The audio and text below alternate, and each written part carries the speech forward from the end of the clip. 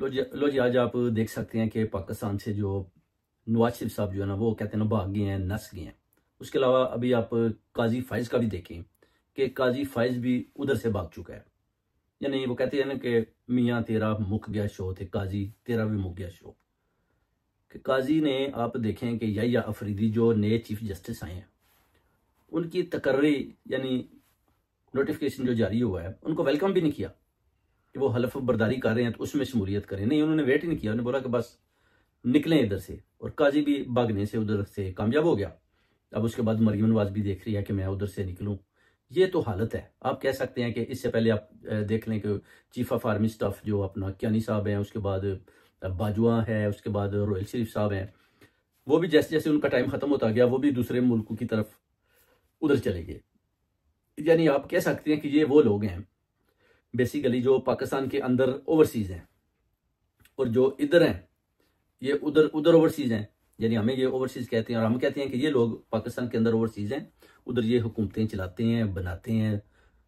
पाकिस्तान का वो कहते हैं ना कि पठा गुल उन्होंने किया हुआ है। उधर जो फस्तायत, जबर और जो जुल्म हो रहा है पाकिस्तान के अंदर, ये वो लोग हैं जिन्होंने पाकिस्तान की तरक्की के रास्ते में बड़े बड़े पत्थर रखे और हमेशा अपने मुफाद और फ़ायदे की खातर इन लोगों ने वो रास्ते चुने जिन पर चलते हुए उन्होंने पैसा बनाया, डॉलर बनाया। और उसके बाद जैसे ही टाइम खत्म होता है, ये देखते हैं कि अभी खतरा है, तो फिर ये बाहर के मुल्कों की तरफ भाग आते हैं। अब जो नवाज शरीफ का भी आज इस्तकबाल आपने देखा, कैसे पीटीआई के लोगों ने कैसे गाड़ी को जनाब झंडे लहराए और कैसे चोर चोर के नारे। और अब वो कहते हैं कि काजी की बारी है, 29 को शायद काजी ने भी पहुंचना है इधर।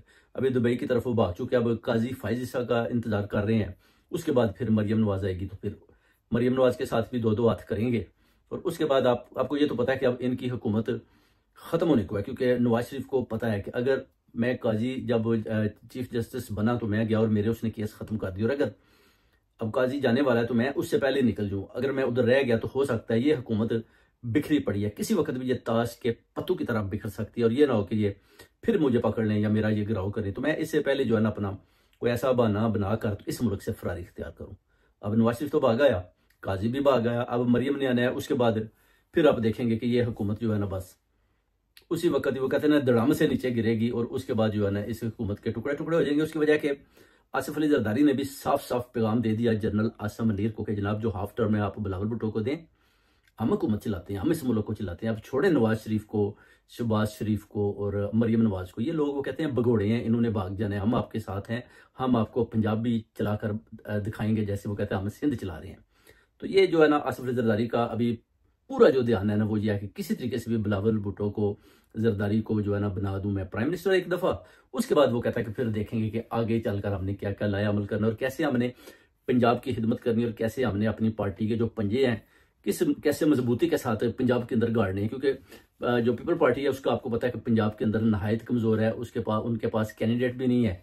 तो जब तक वो उधर अगर प्राइम मिनिस्टर ले लेते हैं या अपना वजीर आला भी बना लेते हैं या पूरे पंजाब पर भी वो अपनी हुकूमत बना लेते हैं, इनको उधर से भगा देते हैं नवाज शरीफ लोगों को, तो फिर आपको पता है कि अगर उनको 2 साल भी मिल गई तो काफी हद तक वो अपनी पार्टी को दोबारा मजबूत करने में वो कामयाब हो सकते हैं। तो ये असल में जो है ना आसिफ अली जरदारी का जो ख्याल है, जो बिलावल भुट्टो जरदारी भी बार बार कहता था कि मुझे आईनी तरमीम फौरन चाहिए। और ये काजी साहब ने पूरी हेल्प किया, मदद किया इनकी आईनी तरमीम को बनाने में।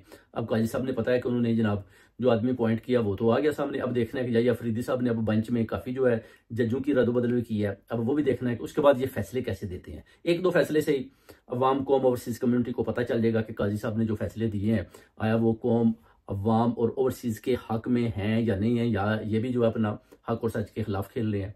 अब ये एक बहुत बड़ा सवाल है कि नवाज शरीफ को इतनी जल्दी क्या थी भागने की। और ये भी एक बहुत बड़ा सवाल है कि आया काजी इतनी जल्दी क्यों उधर से भागना चाहता था। तो ये चीजें भी देखने वाली है। अब देखेंगे गेम किधर जा रही है, क्योंकि नजर तो यही आ रहा है बुशरा बीबी की रहाई के बाद कि इमरान खान का जो है ना रास्ता साफ हो चुका है और अभी जो है ना इनका शो खत्म हो चुका है और अभी खान साहब के बाहर निकलने के लिए काफी रास्ते जो है ना वो खुल चुके हैं। और बार बार जिक्र हुआ है, जिस पर फैसल वाडा ने भी थोड़ा सा इसमें बताया कि जनाब हो सकता है कि मुझे खान साहब के साथ मुलाकात के लिए भेजा जाए या मैं खान साहब बुलाएं तो मैं चला जाऊं, दिन को चला जाऊं, मिलूं, कुछ ना कुछ ऐसा कुछ कहते हैं ना कि पॉजिटिव पॉइंट खान साहब के पास आया है। जैसे कि आप देख सकते हैं कि साइफर का जो मैटर था उसमें भी आप देख लें कि साइफर जो है 9 लोगों को दिया गया, यानी सदर मुमलकत के अलावा दूसरे इदारों को, prime minister, chief of army staff, chief justice, इस तरह 9 आदमी को दिया गया, उसमें से सिर्फ एक जो है ना साइफर वापस हुआ, 8 वापस नहीं हुए, मगर सिंगल आउट इमरान खान साहब को किया गया कि जनाब ये साइफर आपने वापस नहीं किया, आपने लड़ाया। मगर दूसरे जो 7 हैं जिनके पास साइफर थे, अभी तक उनका जिक्र नहीं हुआ। और अगर खान साहब बाहर आ जाते हैं तो उन 7 साइफरों के लिए उन लोगों की भी गिरफ्तारियां हो सकती हैं कि जनाब आपने भी तो साइफर वापस नहीं किया और मुझे सिंगल आउट क्यों किया गया। इस तरह काम भी जो है ना सामने आता हुआ दिखाई दे रहा है।